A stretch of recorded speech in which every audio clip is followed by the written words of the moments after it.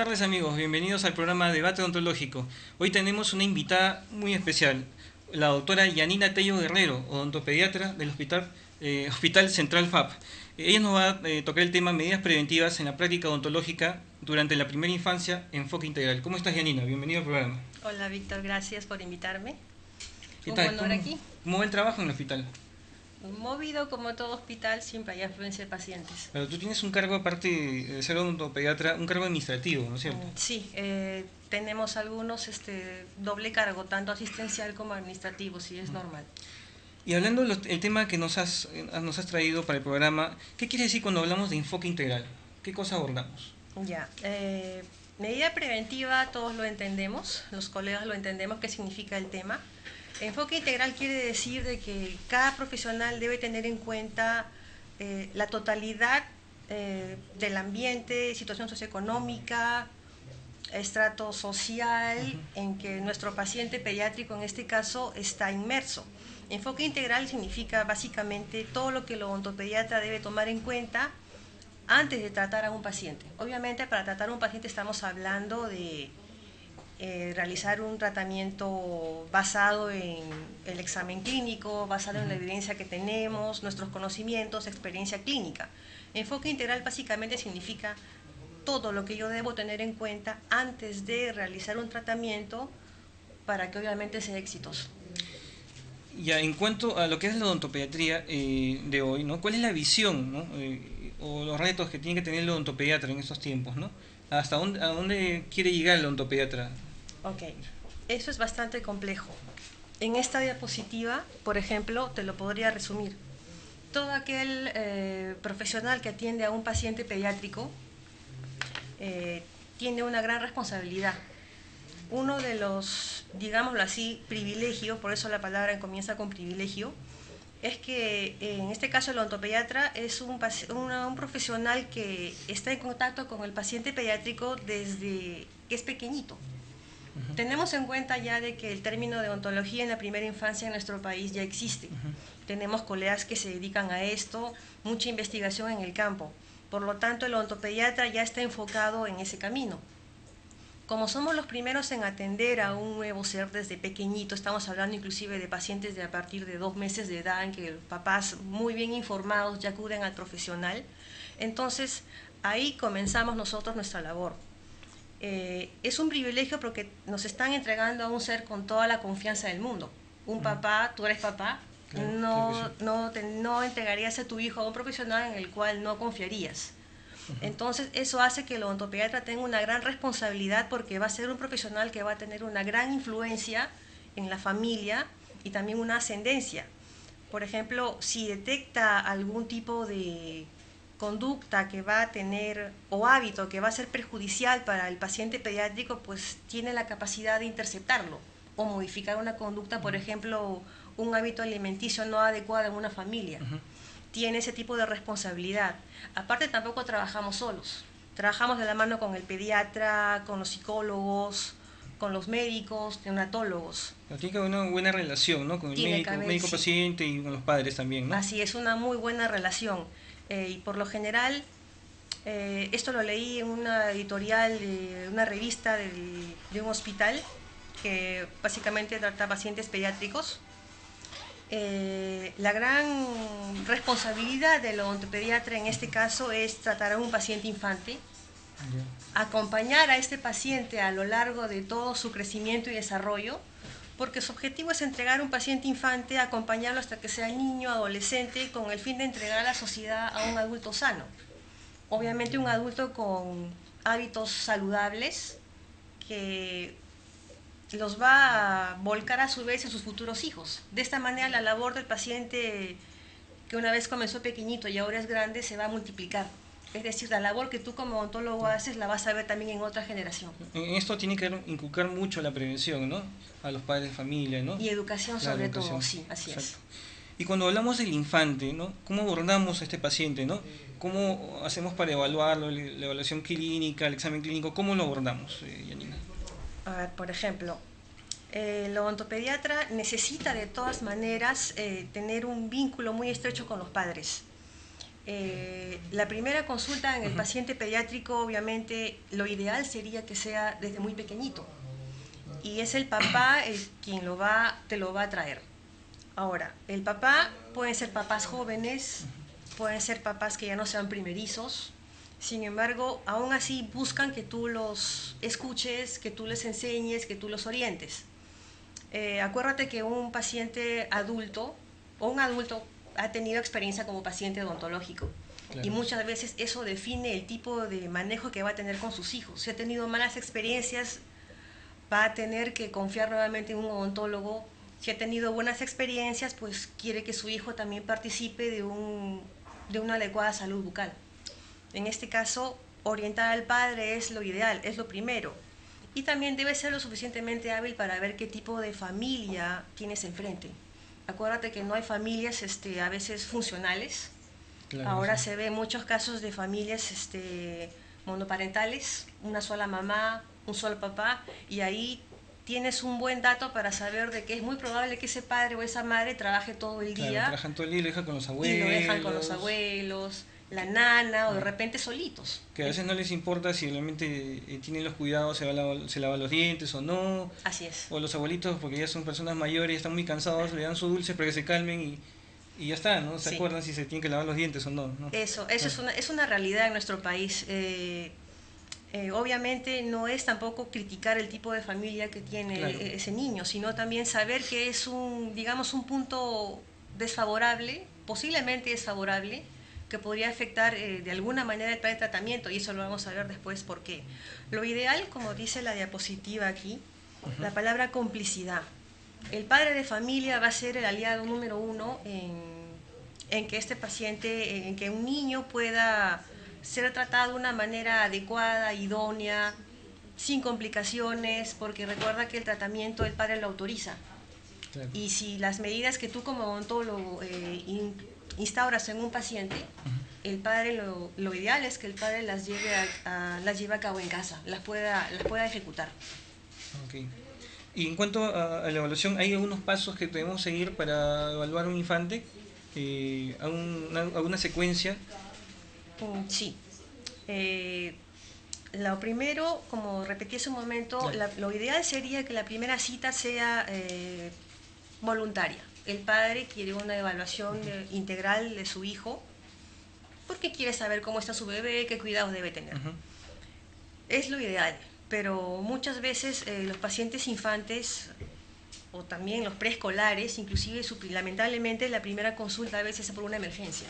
Claro. Llámanle traumatismo dentario, que es quizás la más temida, porque el niño viene con una experiencia dolorosísima, o odontalgia, lo más común. Ahora, una secuencia sencilla para un paciente infante que cualquier colega lo puede realizar es lo primero, evaluar el riesgo del paciente que tiene para enfermar. Para esto, obviamente, todos los colegas deben manejar el concepto de riesgo de caries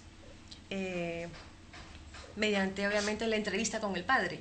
Le van a preguntar datos bastante concisos de, primero, antecedentes del parto, del nacimiento, qué número de hijo es. Haciendo una buena historia clínica. Haciendo una buena historia clínica. A veces también con solo la entrevista de manera rápida uno puede darse cuenta si es un padre también muy ansioso, muy aprensivo. Claro. A veces darle mucha información al padre también es contraproducente, porque a veces son padres que ya tienen mucha información ya obtenida de otro lado y la quieren contrastar con alguien. Y a veces la información que el padre tiene no es la veraz, no es la idónea. O tiene una información que de repente no es la que se va a usar en su niño.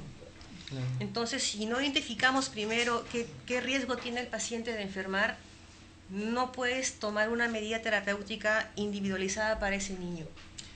Yanina, eso es muy importante esto de la evaluación de riesgo. ¿Y cómo podríamos evaluar esto de riesgo de caries, ¿no? Es importantísimo, a veces nosotros nos informamos, ¿no? Pero no tomamos, digamos, en serio esto. De repente no nos sentamos, no evaluamos al paciente con la seriedad que deberíamos hacer y hacemos esta evaluación de riesgo. ¿Tú tienes alguna forma de evaluar, digamos, que sea más práctica, o darle una información a los colegas como para que puedan ellos guiarse y tomar las decisiones que ellos crean convenientes sobre evaluación de riesgo? La evaluación del riesgo está bastante bien descrita en la literatura, en varios libros. A veces lo que es un poco difícil es ponerle en práctica de acuerdo al caso. Claro. Algunos colegas, bueno, a la mayoría que algunos ven adultos, Ujú. no necesariamente niños, tienen a veces un concepto equivocado de que el riesgo solo lo maneja el odontopediatra Exacto. o el periodoncista. El riesgo es para cada paciente. Yo tengo, por ejemplo, un riesgo alto porque tengo poca cantidad de saliva. Ah, ok. Por ejemplo, otro paciente adulto, por ejemplo, puede tener un riesgo alto porque trabaja 24 horas al día y apenas tiene tiempo para higienizarse. Ujú. También tiene riesgo alto. Un niño también tiene un riesgo. Claro, la dieta, Así varios es. factores, ¿no? En el caso de un paciente pediátrico, lo interesante es que el riesgo también va a cambiar conforme él crece. Un paciente infante puede tener un riesgo en este momento, pero cuando aparece la primera dentición decidua, ya es sinónimo de que la dieta va a cambiar también. Y si tuvo en un momento un riesgo bajo, cuando tiene los primeros incisivos inferiores y ya comienza con las papillas, otro tipo de alimentación, su riesgo también puede modificarse. Entonces, el riesgo de un paciente pediátrico puede ir cambiando de acuerdo a la edad que tenga, al número de dentición, al tipo de dieta, si ya está en el nido, si ya conoce lo que son golosinas o las fiestitas, si es un paciente que toma medicamentos porque es asmático, Claro. etcétera. Entonces, Ojalá identificar también, ¿no? también, así es, Claro. identificar el riesgo de un paciente pediátrico implica hacer un estudio rápido, obviamente detallado de todas maneras, tipo de hábito, si toma biberón, si solo toma pecho, si hay azúcar en la alimentación, Ujú. quién le da la comida, si hay transmisión vertical, si alguien prueba la comida y después se la da a él, etcétera. Exacto. Así es, una serie de detalles que ya uno va tomando en cuenta y ya va anotando y sabiendo de antemano qué puede modificar a ese papá. Claro, hay pacientes que, bueno, niños que se enferman de forma constante y de forma constante también reciben pues jarabes, ¿no? Y muchos no sabemos que estos jarabes tienen un alto contenido de azúcares, ¿no? Y de repente le dan sus jarabes y a dormir, una cosa así, ¿no? Una vez escuché a la Claro. doctora Denise Aguilar en una ponencia donde mencionó, y nunca lo voy a olvidar, que aproximadamente una cucharada de paracetamol, me parece, es el equivalente a unas 6 cucharadas de azúcar. Imagínate. Si a eso le agregas de que es un medicamento pues que lo va a tomar cada 8 horas por 3 días, ya te imaginas la cantidad de azúcar que ese bebé está ingiriendo. Así nunca coma un dulce en la casa. Sí, pues. Bueno, algunos padres dicen, pero mi hijito no come dulce, no sé. Por ahí, investigando, haciendo una buena entrevista, podemos llegar al origen, ¿no? Claro, De esto. es uno de los factores presentes que debería también anotarse. Obviamente, el odontólogo nunca va a quitar la medicación que el pediatra le indique, pero simplemente va a advertir al papá que este riesgo puede existir y en caso de que tenga que tomar su medicación, pues tenga más cuidado o le enjuague la boquita o se la Claro, lave, etcétera. claro. Bueno amigos, nos vamos a una pausa para seguir hablando sobre riesgo de caries con la doctora Yanina Tello. Nos vemos después de la pausa. Bueno amigos, regresamos con debate odontológico con la doctora Yanina Tello, odontopediatra. ¿Cómo es? Bueno Yanina, sigamos con lo que es el riesgo de caries. Tú como odontopediatra, ¿cómo haces la evaluación de riesgo de caries? Recuerda que el paciente pediátrico es un paciente que coopera bien, puede cooperar bien en un periodo corto. Ujú. Entonces la primera entrevista es la importante. La primera pregunta es al papá, ¿por qué lo trae? Con esta pregunta ya puedes saber si es su primera cita, si es por una emergencia. Si te dice vengo para que lo evalúen, básicamente yo primero veo al paciente qué edad tiene, si es pequeñito, si lo trae el papá cargado. A veces viene toda la familia porque es la primera cita y quieren Claro. ver si eso es normal. Al paciente, quien va a responder obviamente es el papá, a veces también la nana, eso es normal. Sí, eso viene con la- Vienen de la mano con la persona que más lo cuida, eso es Ujú. normal. Y es también bueno y saludable que esa persona esté presente en la cita, porque también va a ser corresponsable de que este niño también esté sano. O Claro. también indirectamente a veces también puede ser la persona que al no saber o desconocer algunas cosas Claro. sea la responsable de que de repente el niño no esté tan bien. Claro, la que realmente sabe cómo está también, ¿no? A veces sí, ya saben más que la mamá o el papá, sí es cierto. Ahora, volviendo a tu pregunta, Sí. depende de lo que el padre me conteste. Como te dije hace un momento, el padre también puede decir ante una pregunta, ¿y cómo le lava los dientes a su hijito? Ah, doctora, yo leí que había que usarle un cepillito o un dedal, leí con una gasita, mi pediatra me aconsejó que haga esto, porque ahora los pediatras están bastante bien informados en lo que es salud en un paciente infante. Sí. Esto es muy bueno, pero también a veces hay ligera controversia porque a veces el pediatra, en su afán de hacer una atención integral, a veces sin querer, ¿no?, sugiere o opina cosas basado en un esquema que lo leyó. Pero acuérdate que los esquemas son para cada paciente. Se toman unas atribuciones que no son las de su especialidad. Sin querer a veces. Claro. O otros son muy profesionales y dicen, no, consúltelo con el odontopediatra, con el odontólogo, yo lo derivo. Eso es más fácil de manejar en un hospital. Exacto.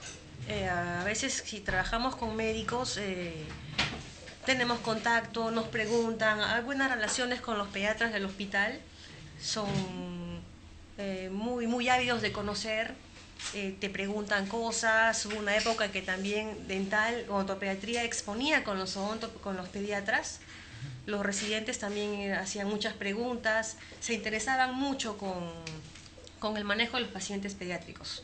Y era es una buena relación, inclusive los neonatólogos, porque eran los primeros que nos derivaban a los pacientes bebés. Sí. Ahora, volviendo a tu pregunta nuevamente, claro. Básicamente yo me fijo en la edad del niño, lo que el padre me contesta o la mamá me contesta y el por qué está viniendo. Si me dice que yo le lavo todas las noches, todos los días con su cepillito y pasta dental, sé que estoy ante un niño que muy probablemente tenga una alta exposición al flúor, que probablemente esté protegido porque aún no lo he examinado, pero que es muy probable que por la edad, si es muy pequeñito, esté deglutiéndolo. Entonces ya tengo una pequeña señal de alarma que probablemente después la contrastaré. Básicamente en la entrevista es la primera parte donde uno ya puede darse cuenta ante qué paciente tiene. Ahora, el examen básicamente también nos va a ayudar. En el punto 3, por ejemplo, en la diapositiva, se muestra que el punto 3 es limpieza cepillado. Eso va a darte cuenta de si tu paciente realmente está bien higienizado, si no hay gingivitis, que es sinónimo de que no ha habido una buena higiene con anterioridad. Placa, ¿no? Así es, hay placa, qué tipo de dentición tienes con diastema, sin diastema, etc. La limpieza te ayuda a ti también a ver si el niño coopera, si es un paciente con una conducta que acepta que alguien explore su boquita, si es un paciente reacio a que alguien introduzca un cepillito, una gasa, etc. Muchos no se dejan cepillar, ni por la mamá también. Hay algunos que no se dejan, así es, pero otros en cambio es raro, pero sí cooperan muy bien, no tienen ningún problema en interactuar con un adulto extraño para él en ese momento. Claro. Ahora, en la primera cita lo ideal es eso, hacer un estudio y explicarle después al papá los puntos que uno ha encontrado y decirle qué cosas debe mantener que está bien, qué cosas podría modificar. Y también uno puede pedir también alguna opinión de repente al médico. Por ejemplo, si estamos ante un bebé con bajo peso, el médico obviamente está dándole otro tipo de dieta. Un paciente, por ejemplo, pues de 4 años que debe ganar peso por algún problema médico que tenga de fondo, jamás chocaríamos con el tipo de dieta, pero sí haríamos hincapié que posiblemente la dieta que está llevando le puede haber indicado Pediasure, algún tipo de multivitamínico o un suplemento nutricional, que a veces por el tipo de azúcar que tiene o por la ingesta frecuente o dependiendo de la dieta, quizás sería un pequeño problema para nosotros. Eso también te pondría en alerta para poder instaurar en él otro tipo de manejo. Básicamente para mí particularmente los 20 primeros minutos de entrevista con el padre ya me dan una idea de qué paciente estoy y qué tipo de riesgo tiene.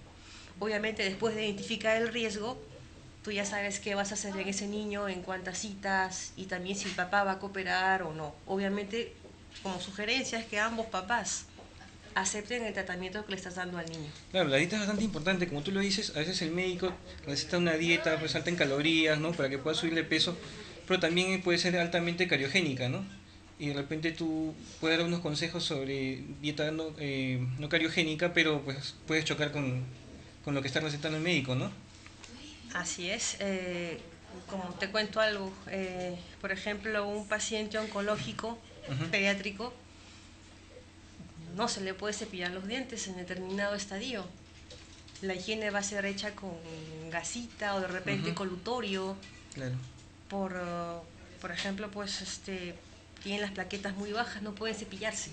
claro, Por ejemplo, ese tipo de manejos, ¿no? exacto. Es un paciente bastante complejo, pero sabes que la prevención en él es diferente por ciertas características, ¿no?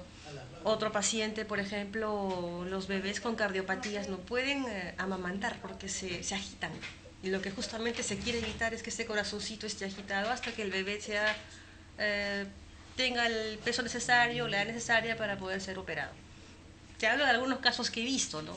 Y que te deja bastante que pensar. Yanina, ¿cuál es la visión cuando queremos hablar sobre el riesgo de caries? ¿A dónde queremos llegar? O sea, el objetivo Ya. final de... Se habla mucho de riesgo, te hablo de esquema individual, porque, por ejemplo, el riesgo lo evaluamos para poder identificar qué tipo de paciente tenemos y si requiere un tratamiento obviamente preventivo, específico, dirigido a mantenerlo sano o a evitar que se pueda enfermar. Y obviamente la identificación del riesgo va a influir directamente en la opción que yo pueda elegir de tratamiento por este detalle. Toda medida preventiva que se instaura en un paciente es individualizada sí o sí. El esquema que puedo yo proponer ante un niño de dos niños, puedo tener dos niños, los dos de 5 años, Claro, la misma dentición, eh, pero a este niño A le indico un tratamiento diferente al niño B. ¿Por qué? Porque la diferencia entre ellos es que el papá del niño A no es un papá muy cooperador, el claro. niño B sí. Por lo tanto, al papá del niño A que no es muy cooperador o de repente no tiene el tiempo para poder ver lo que su hijo hace en casa o vigilarlo, y le instauro, por ejemplo, el uso de, no sé, pues un colutorio de Ujú. flúor, eh, sé que ese papá no va a tenerle suficiente tiempo o a veces, valgan verdades, el interés de vigilar que el niño lo haga. Entonces a ese niño, por ejemplo, prefiero verlo yo y darle yo el flúor en el consultorio. En cambio, en el caso del niño B, si tengo un papá muy consciente, que está con él siempre, ese niño B le puedo indicar el flúor en casa porque sé que ese papá lo va a manejar bien y no voy a tener problemas. Claro, muchos factores que influyen, ¿no? Bastante, Sobre sí. todo cuando uno es niño, pues los padres es básico que intervienen en todo eso, su proceso de curación, de recuperación y todo eso. Y mantenimiento El de salud, mantenimiento, sí. exacto. Yanina, y cuando hablamos de lo que es limpieza, higiene, ¿qué podríamos recomendar, digamos, a un infante? ¿Cómo podría ser lo que es, podríamos tratar lo que es la higiene o recomendar a un padre de poder llevar esta, ¿no? Hay muchos papás que, como tú dijiste, Ujú, tienen bebés o hijitos que no se dejan examinar y lloran. ujú. Entonces, un paciente sano, no hay actividad de caries en él, pero es un bebé que no se deja examinar la boquita, Ok, rechaza. Entonces, el papá a veces siente miedo, la mamá siente miedo de que su hijo llore y lastimarlo. Entonces, lo primero que hay que indicarles es que es normal que llore porque es su respuesta de rechazo. Él no sabe decir no, todavía no, no quiero, no me gusta. Entonces, darle la confianza al papá de que la higiene de un paciente puede ser hecha pues con una gasita, no lo está lastimando. ujú, También puede usar un cepillito para bebés, los que hay en el mercado. ya, También un dedal, como se sienta más cómodo, obviamente dependiendo del tipo de dentición que tenga. ujú, Lo ideal es comenzar a un paciente muy pequeño, como muestra en la diapositiva, con una gasita. O si ya tiene dentición, un cepillo de cerdas blandas. Ahora, siempre yo les digo a los papás, el cepillito de dientes de Barney o de la Barbie son muy bonitos, pero date cuenta que el mango es pequeñito y gordito, es como para que un sí, niñito lo agarre. Pero el exacto, niñito no es quien va a llevar la higiene de manera adecuada, o sea, jugará exacto. él. Es el papá al final quien va a hacer la higiene. Entonces le digo, para no quitarle el deseo Ujú, al bebé, pues, imagínate que tenga 1 año y medio, 2 años, ujú, no quitarle su deseo de protagonizar su propia higiene, ¿no? De paso desarrolla su exacto, motricidad, que tengan dos cepillos, uno para que él juegue y exacto. el papá que usa el otro es el que realmente va a hacer la higiene. Obviamente el cepillo número 1 de Barney o de Barbie que al niño le gusta va a estar masticado, mordido, Exacto. como un ericito, Ujú. el cual debería cambiarse por lo menos cada 2 meses. El niño obviamente no va a controlar, es su deseo de Ujú. masticarlo, pero es el adulto en quien va a ser el responsable de la higiene. Y también sería bueno indicarle al adulto que de repente que la boquita del niño es pequeñita, no es igual que su boca, ¿no? Que de Así repente ya están es. acostumbrados, tiene un movimiento ya casi automático, ¿no? De cepillarse y la boquita del niño es más pequeñita y tiene que medirse, digamos, en no meterle hasta el fondo, de repente no va a Sí, quedar. sí me ha Sí, tocado a algunos sí, niños que no quieren que la mamá les lave, muy quieren que tosca. les lave la abuelita, Sí, porque la mamá es muy tosca, eso es cierto. sí, Sí, eso sí es cierto. Obviamente la higiene dental no debe ser una pelea campal entre papá e hijos, que a veces sí se da. ujú, Hay papás que me han contado que deben corretear al hijo para poder cepillar la boca, o otros que desisten en hacerlo porque llora mucho. ujú, Entonces esos papás hay que calmarlos y convencerlos de usar la palabra practicidad. Una vez le dije a una mamá, yo prefiero que mi hijo llore porque le estoy lavando la boca y no le gusta, a que llore ujú, porque le esté doliendo algo o tenga que hacer algún procedimiento doloroso con él porque la enfermedad ya avanzó bastante. Entonces sí lo claro, entienden. claro. Y aparte de repente muchos padres exigen, ¿no? Que se laven, pero ellos no lo hacen y ellos no tienen un modelo a seguir de repente los niños, ¿no? Así es, eso es un buen punto. Sí, El niño ve y copia lo que ve en casa. Si él ve al hermano mayor cepillándose, él también va a querer hacerlo. O sea, no cortarle su interés y su deseo por imitar, y él también está creciendo y querer lavarse, pero debe estar vigilado por un adulto. Si ve a un adulto usar un colutorio, ujú, él también probablemente va a querer usarlo. Si ha claro, ocurrido que el niño agarra el cepillo del papá y se pone a jugar con él, sí, o juega con la pasta dental. Entonces, enseñar a los papás, a la nana o a todos los ujú, adultos de casa de que él tiene un esquema de higiene diferente. claro, Pero como va a querer imitar porque ya es grande y toca las ujú, cosas, lo mejor es dejar todo fuera de su alcance. Es porque en su afán de curiosidad de explorar lo que está en su medio ambiente, pues claro, sin claro que sí. querer va a coger algo y se lo puede tomar, se puede hacer daño al final. Exacto, aún muchos tienen la mala costumbre de usar la misma crema para todos, para toda la familia. Es más económica, Sí, sí, sí. sí, es cierto. Y Anina, y dime, en cuanto a la crema dental para niños, ¿tú recomiendas, digamos, a partir de qué edad o hay parámetros individualizados como para que pueda iniciarse el uso de las cremas dentales? Ya, la crema dental es un muy buen vehículo para higiene y también un muy buen vehículo para medicación de flúor. Ujú, Cuando tenía internos a mi cargo siempre les indicaba de que el flúor es un fármaco y como fármaco debe ser manejado. Entonces las pastas dentales son un muy buen vehículo para llegar masivamente claro. para que la persona o la población esté expuesta a un flúor, a un nivel de flúor terapéutico, obviamente. Ujú, ¿A qué edad se comienza con la higiene? Si tomamos el punto de vista de que el flúor es un fármaco, entonces yo puedo dosificar el flúor de la pasta dependiendo del riesgo de mi paciente. Si yo veo que es un niño muy pequeñito y la higiene es muy buena, tiene un bajo riesgo, podría emplear quizás alguna pasta de diente sin flúor o una con una cantidad 500 ppm muy pequeña, pero lo ideal es que la pasta con flúor la utilicen cuando el niño sepa escupir. Hay muchos niños que les encanta lavarse los dientes, son muy cooperadores, pero se digluten la pasta. Entonces, al deglutir la pasta está ingiriendo cantidades significativas de flúor que a la larga va a repercutir en la formación de los permanentes. claro. Y el riesgo de que el niño tenga fluorosis en la dentición permanente también es grande. Ah, ok. Bueno, vamos a hablar sobre el flúor más adelante, pero volvamos a lo que era la evaluación del infante, ¿no? ¿Cómo deberíamos en el consultorio hacer el examen clínico, ¿no? Ya hemos hecho la evaluación de riesgo, la entrevista, el examen clínico, ¿cómo deberíamos abordarlo?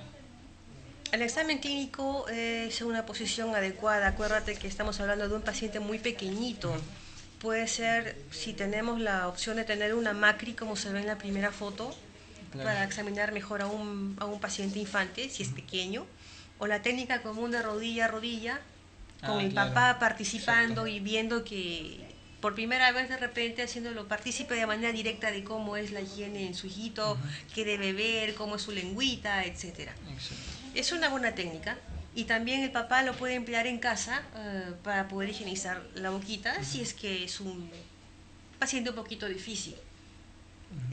Me gusta mucho la técnica rodilla con rodilla porque el niño se siente cómodo. A veces el papá está presente, lo ve, Claro. el niño, hay contacto físico El con contacto él, físico, etcétera. es Sí, bastante importante el contacto físico. sí, eso es cierto. Si es un bebé pequeño, sí, efectivamente sí.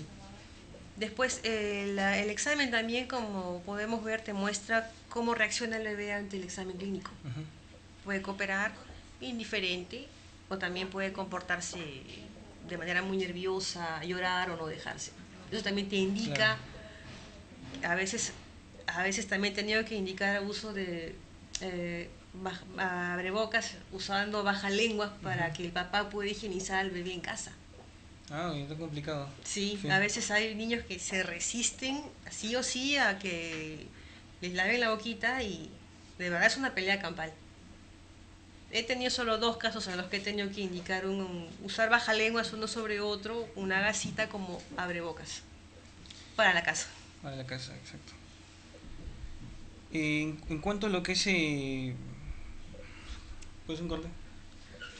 Yanina, en cuanto a lo que es higiene del infante, ¿cómo podemos abordar eso?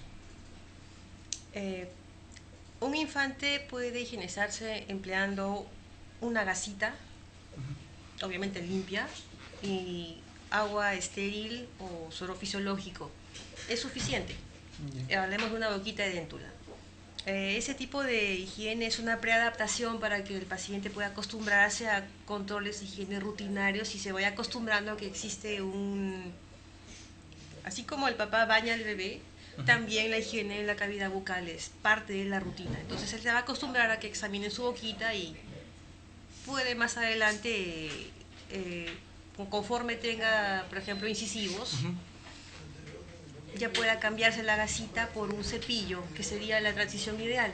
El cepillo al menos yo lo indico cuando el niñito ya tenga sus primeras molares. La gasita ya no sería útil para remover alimento dentro de fositas, hoyos y fisuras. Acuérdate que cuando ya tenemos dentición el niño ya cambió de dieta y está con alimentos sólidos. Entonces la gasita tiene un tiempo y lo que le sigue sería el cepillo. Ahora hay papás que te traen a sus niños ya con dentición a su primera consulta y ya emplean cepillo. No habría ningún problema porque es un niño que ya está acostumbrado. Ese cepillo en dedal, ¿qué te parece? Ese de silicona. Mm, ¿El de verdad limpia o solamente Puede masajea? ayudar a limpiar, pero también cumple el rol del masaje. Claro. O sea, la gasita también ayuda a masajear la encía. Particularmente no me gusta mucho, pero básicamente yo prefiero el cepillo. O sea, para mí el dedal puede ser una transición de repente también para el papá y también para el bebé para que se acostumbren a un objeto extraño en boca, de repente con una mayor dureza, ¿no?, que una gasita o que un dedito. Para mí yo prefiero la gasita a un infante edéntulo. Claro. Tiene su primera erupción de los incisivos, todavía persiste la gasita, es un buen vehículo. Claro. Y después la transición al cepillo. Yo prefiero el cepillo El cepillo. particularmente. Sí. Claro, ellos también van a preferir cuando sientan la mordida también. Hay trucos para La evitar que mordida te del muerdan. niño, sí, fuerte. En cuanto a lo que es, muchos niños van a guarderías desde muy chiquitos, ¿no? Sí.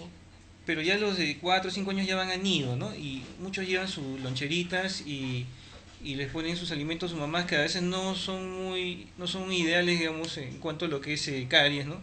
Son un poco cariogénicos. ¿Qué dieta tú podrías recomendar en todo caso que podría favorecernos en cuanto a esto? Acuérdate de que el consumo de azúcar es un hábito aprendido en casa. Claro. Entonces, lo ideal pues sería que eviten gaseosas o el pH ácido. Y acuérdate que hay niños que, dependiendo de la edad, a veces usan su tomatodo y están todo el día con el tomatodo y la gaseosa. Claro. Entonces se exponen a la cantidad de azúcar no una vez, sino varias veces.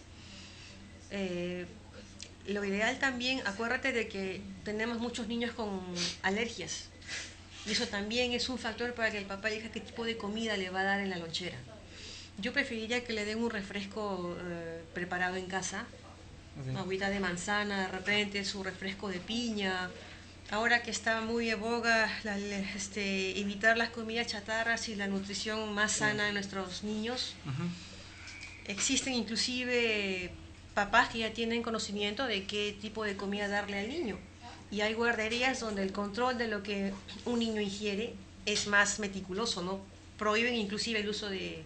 o que el niño lleve pues comida envasada, Claro, tienen galletas. nutricionistas, algo así, ¿no? Algunas cunas cuentan con nutricionistas que inclusive le pueden dar la comida al niño y obviamente está balanceada, un manejo diferente.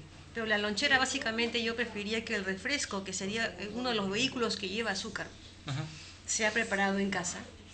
Evitar el uso de refrescos en cajita, que son muy ricos, pero acuérdate que son altamente azucarados. Una fruta, Claro, un frutas. carbohidrato, o un pan con una palta, un pan con una aceituna, un pan con una torrejita. Claro, tantas variedades, ¿no? Tantas Sí, alternativas. pero acuérdate que quitarle el dulce a un niño es difícil. El hábito de azúcar lo aprende en casa, pero quitarle también el dulce a un niño sería un poco cruel porque a veces también lo quiere, está expuesto a las fiestitas en el colegio, a su cumpleaños, no se puede evitar eso. no puedes evitar eso. Entonces lo ideal es que si el niño desea comer un dulce, pues darle un dulce al día, no más.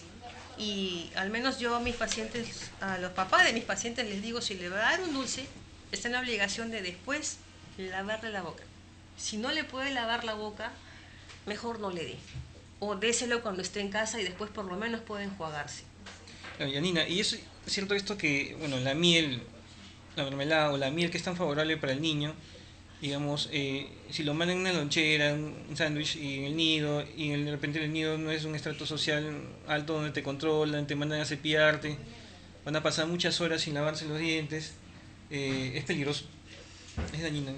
El niño de todas maneras tiene que alimentarse. Perjudicial. Entonces, de repente esa familia no puede comprar otra cosa más que Claro. darle ese tipo de comida, ¿no? Ese es otro factor que tomarías en cuenta para poder saber que su problema de ingesta pues está en el tipo de almuercito que está llevando al colegio, ¿no? Eso te podría ayudar a de repente tener un esquema un poco más agresivo en cuanto a prevención para este paciente. De repente, después que coma tendría que cepillarse en boca, o sus controles para evitar que se enferme serían más seguidos en el consultorio. Si su tipo de dieta no puede ser modificada porque hay un factor económico de por medio, lo ideal es que el odontólogo sepa que ese paciente tiene un riesgo por este motivo. O sea, no por descuido del padre, no porque no coopere, sino porque no tiene cómo alimentarse de repente de otra manera.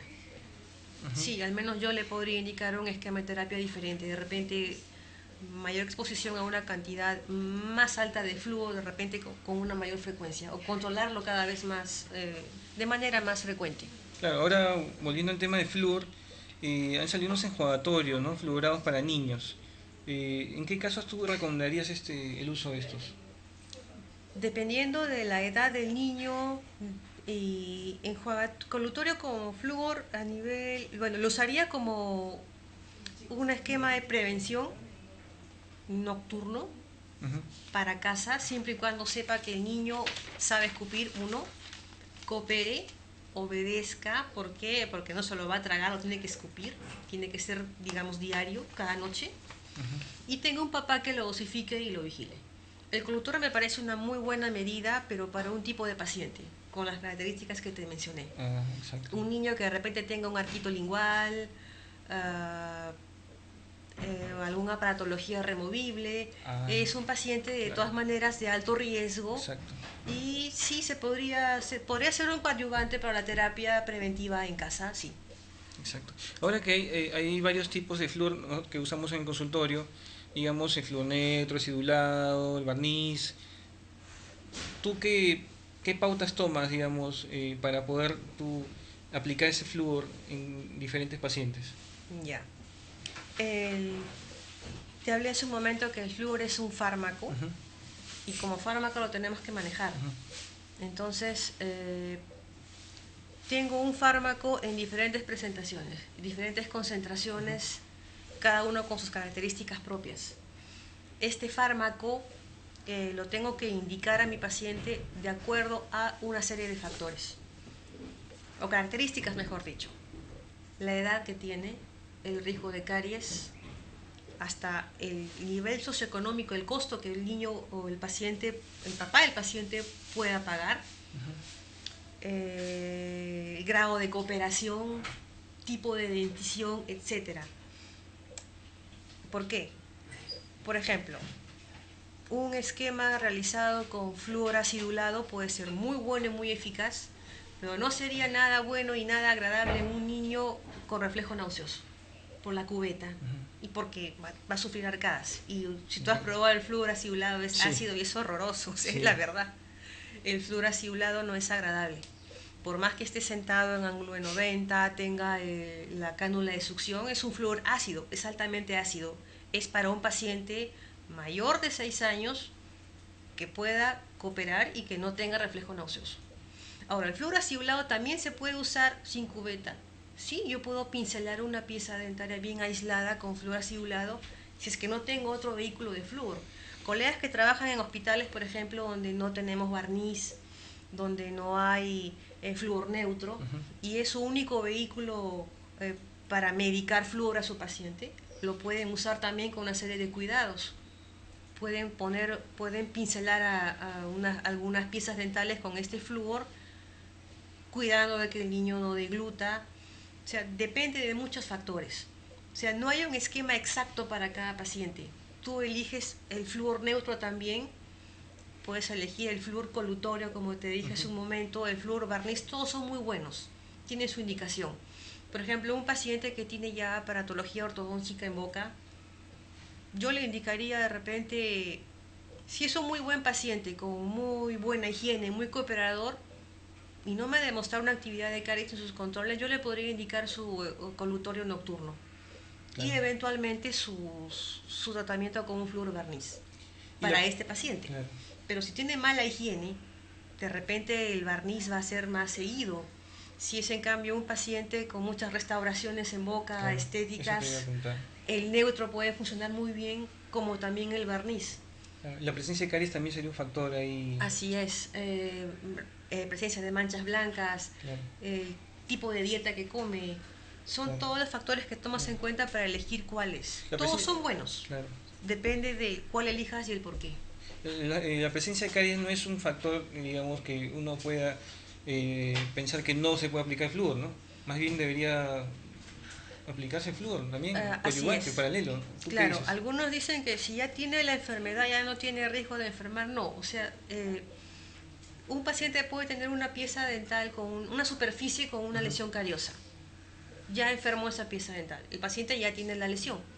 Pero las piezas que no están con lesión están en riesgo de que vuelvan o que puedan enfermar, lesionarse. Así es. Exacto. Entonces el esquema es modificar la dieta, tratar de identificar qué lo llevó a tener ese tipo de lesión, restaurar la lesión y evitar que él se enferme.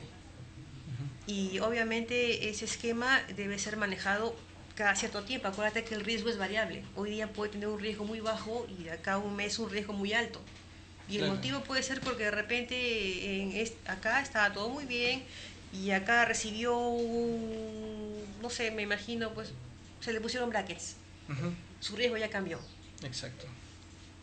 Y eso también varía según la frecuencia de flúor que se va a poner también, ¿no? Varía también de acuerdo a la frecuencia de flúor que se va a poner, así es. Como te digo, te hablé de la pasta dental hace un momento. También es un muy buen vehículo. Si yo no tengo flúor neutro, si yo no tengo barniz, tengo flúor acidulado y yo quiero, por ejemplo, a un paciente de 1 año y medio que tenga contacto con flúor,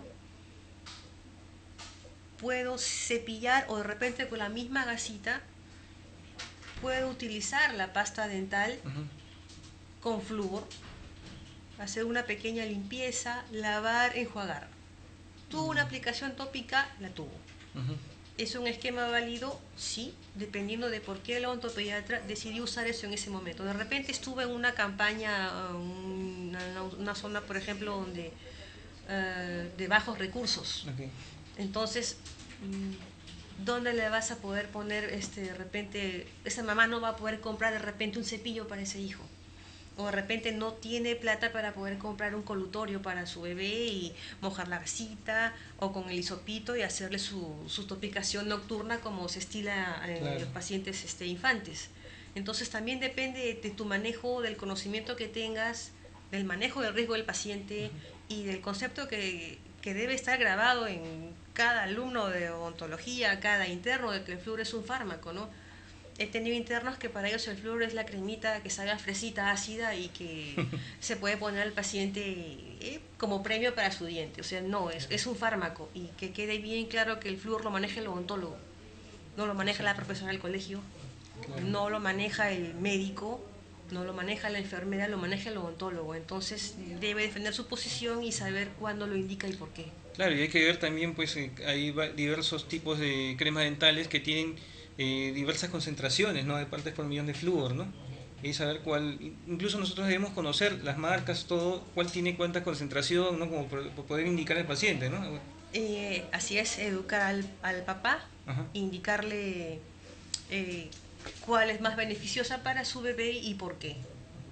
Obviamente es el riesgo el que te va a indicar qué tipo de pasta va a usar, no porque tenga 6 años debe usar una pasta de 500 ppm. Uno de 6 Claro que años sí. ya puede usar una pasta con mayor cantidad de flúor, dependiendo de su riesgo. Claro, cada paciente es un mundo aparte, ¿no? Es un mundo Y aparte, el tratamiento tiene que ser individualizado. individualizado. Claro. Bueno, amigos, regresamos después de esta pausa para la parte final con la doctora Yanina Tello. Regresamos. Bueno, regresamos con debate odontológico con la doctora Yanina Tello, odontopediatra. Bueno, Yanina, ya para terminar, ¿qué puntos debemos tomar en cuenta para evaluar un niño ya, digamos, en lo que es riesgo de caries, ¿no? Para hacer una buena evaluación. Puntos a tomar en cuenta. eh, Primero, si es su primera visita. Ujú. Segundo, la edad. Dependiendo de la edad también puedes saber qué tipo de alimentación ha recibido, si es todavía infante, si es un niño ya grande y está comiendo, el motivo de la consulta, como ya te dije, si es su primera visita, si es por una emergencia o no, Ujú. la historia de lo que el papá te refiere, el tipo de dieta, antecedentes médicos, cómo es el tipo de higiene, quién la realiza, con qué frecuencia, qué utiliza. Hay pacientes que te van a decir, o papás que te van a decir, no, nunca le lavo la boca. Y son honestos, son sinceros, nunca Claro. le he limpiado la boca. Doctora, no me mire mal, es cierto, nunca lo he hecho. Claro, recién lo traen al dentista a los Así es. 3 años, 4 años. Sí, Es cierto, así es. Y el niño ha aprendido a higienizarse viendo, por imitación. exacto. Otro punto, ya a nivel más técnico, su exposición al flúor. Si cuando uno pregunta cómo le lava la boca a su hijito, ahí te das cuenta. Con un cepillo, sí, con la pasta del hermanito, tiene su propia pasta, le hemos comprado porque hemos leído que hay que hacerle esto, porque su pediatra nos indicó, o porque al hijito de mi amiga le indicaron esto, yo también copié ese esquema, Claro. etc. Al examen clínico puedes ver si hay lesiones o no, el tipo de dentición, si es con diastema, que es obviamente un factor a favor. Ujú. Si no hay diastemas tienes un problema porque ya podrías instaurar, por ejemplo, el uso de hilo. Ah, hilo también para niños. Así claro que sí. es, así. Obviamente el niño no lo va a usar, lo va a tener que Claro, usar el papá, tienes exacto. que enseñarle una manera sencilla. Yo uso como un hilo en círculo, Claro. es más rápido, es más cómodo. Ajá. ¿Qué otro punto más? Grado de conducta del niño también te va a ayudar mucho a determinar. Con todo eso bien analizado, y obviamente si hay algún antecedente de alguna enfermedad sistémica. Claro. También otros indicadores que te pueden ayudar son el tipo de familia que tiene, si solamente es un papá o una mamá. A veces son niños criados por el abuelito. Sí, pues. O nivel socioeconómico también te va a dar una pauta de cómo puedes enfocar a ese paciente. Que es importante que los padres sean responsables, ¿no? Porque bueno, yo le digo a mi hijo, avísame si te queda una carnecita fea, te cepillado, y él viene, papá, mira, me queda acá, y yo con el hilo le limpio y todas esas cosas. Pero hay muchos padres que de repente le dirán, ya, chao, chao, chao, ya no vamos. Una cosa así. A veces, o sea, no todo padre es Claro. igual. Hay padres que a veces están muy pendientes de sus hijos, hay padres que no tienen tiempo porque su función de padre es la de proveer Claro. y proveen en la casa pues trabajando, a veces no tienen tiempo, es la verdad. O el niño está muy bien cuidado hasta los 2 años y medio o al año y medio, y cuando entran a trabajar nuevamente están bajo otra persona. Y todo lo que pudieron lograr de cuidado y prevención se retrocedió. Entonces es todo un bagaje, toda una historia que debes tener en cuenta para saber al final qué tipo de riesgo tiene ese niño. Y de acuerdo a eso tú instaurar o solamente medidas preventivas o ya un abordaje ya de choque. Muy bien, Janina. Y para nuestros colegas que nos están viendo, ¿qué conclusiones podríamos darles?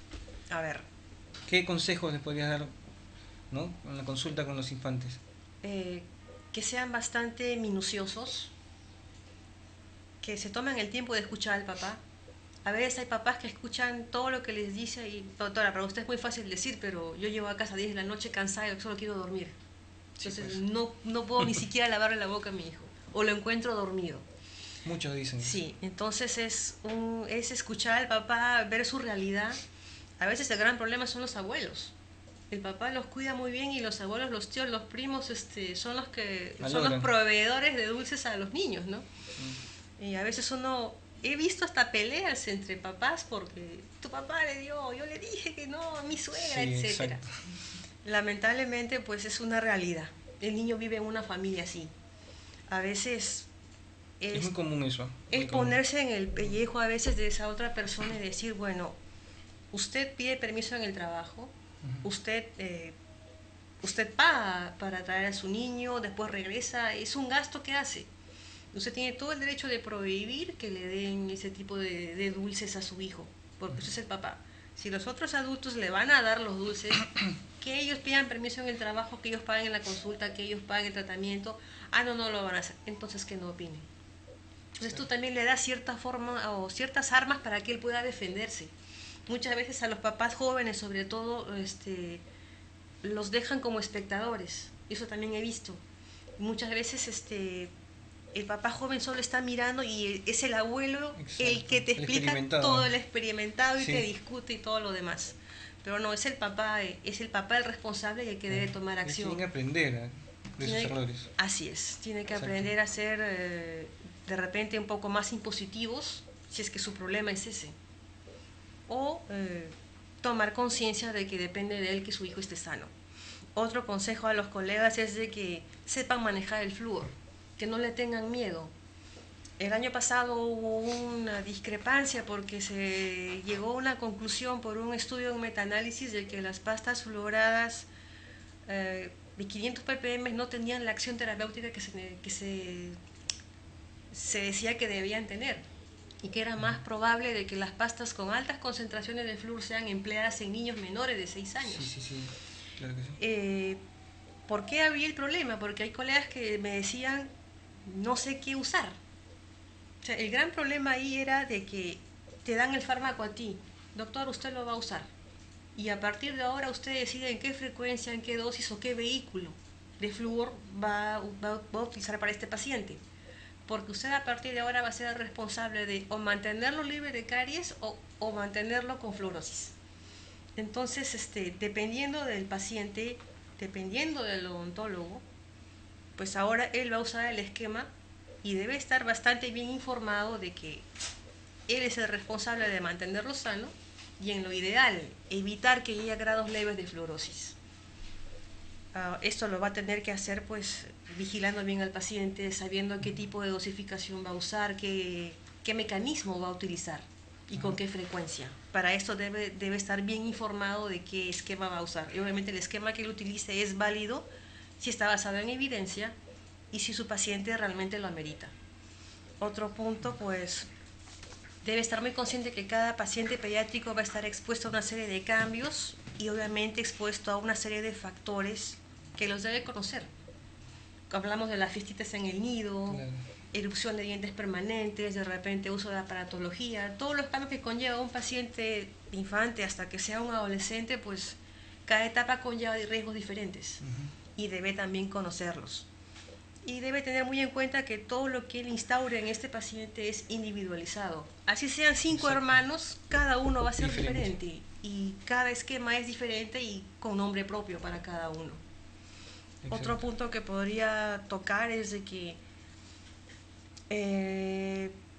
la responsabilidad del manejo del flúor, sea en pasta dental, por ejemplo, recae exclusivamente en el odontólogo, evaluando beneficio, evaluando riesgo.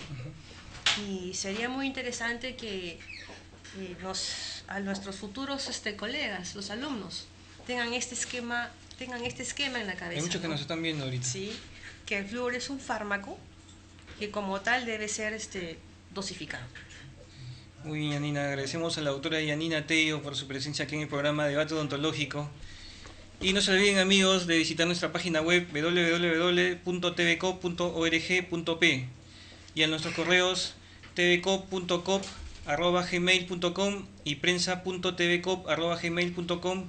Envíenos sus comentarios, qué temas quisieran que tratemos, a qué expositor quisieran que invitemos y nosotros haremos la búsqueda. Muchas gracias, amigos. Nos vemos hasta el próximo miércoles.